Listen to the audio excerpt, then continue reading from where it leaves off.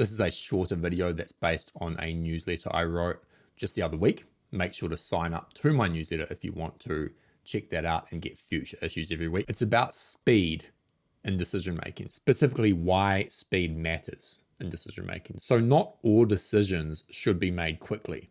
Some decisions require contemplation, a deliberate thought process, mentally journeying through the first and second order consequences of each choice, weighing up opportunity costs. And if you're anything like me, you don't have to look back far to find a decision that you've made too rapidly or impulsively only to regret the decision later on. Every time this happens, I'm reminded that I have to slow down with some decisions.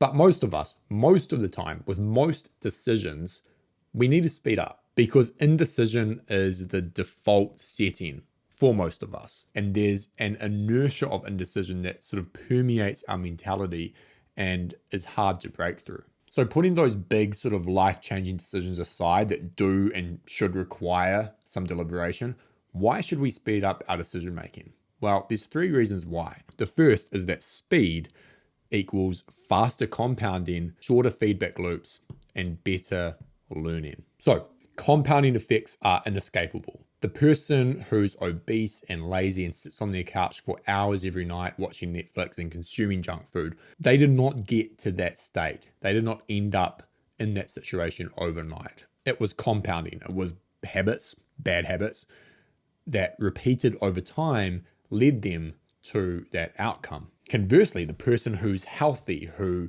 enjoys their work, who has self-discipline and some semblance of order in their life and is generally fulfilled, that's also a result of compounding. The faster you make decisions, the faster you compound. So let's say you run a business.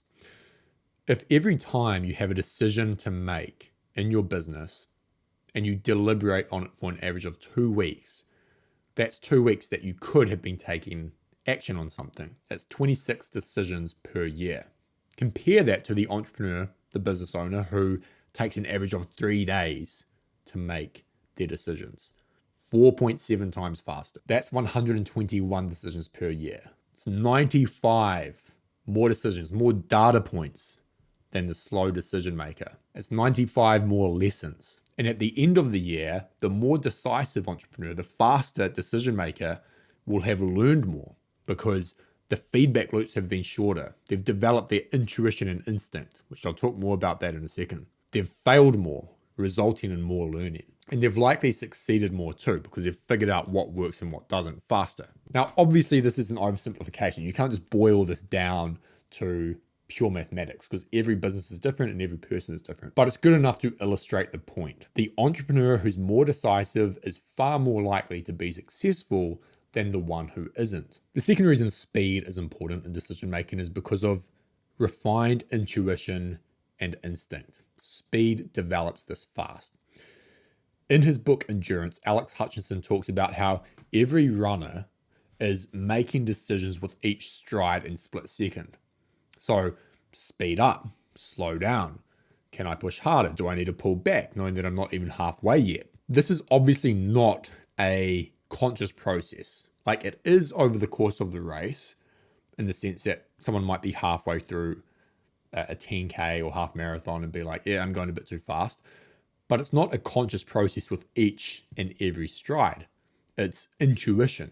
It's instinct. And the more that you've run, the more you've had to make these decisions, these micro decisions, and the better you are at it. Your instinct and your intuition is highly refined. When it comes to work, entrepreneurship, and personal development, the same applies. The faster you make decisions, the faster you develop your intuition and your instinct. When you are indecisive, it's damn hard to develop this instinct and intuition because it's not something you can just easily acquire from reading books or just sitting there thinking.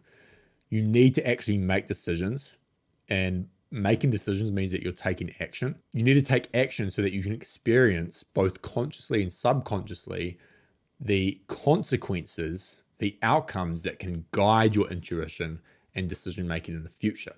If you never take action, you'll never develop it. Another way to think about this is that faster decision making begets faster and better decision making. And the third reason why speed is important is that speed equals less open loops and less anxiety. Open loops are either projects or tasks that haven't been clearly defined yet, or decisions that haven't been made. And I believe that a lot of anxiety comes from having all these open loops. When you're indecisive, they stack up, they increase mental load, and they cause stress. And the times in my life where I've felt this way has been when I've had a lot of unfinished projects and a lot of unmade decisions. But when you're decisive, even if you make the wrong decisions from time to time, which you will, you at least close the loops. So there's less mental load. Doesn't mean you don't experience any stress at all, but it's different. It's the more acute stress of having to make a decision fast, but it doesn't linger.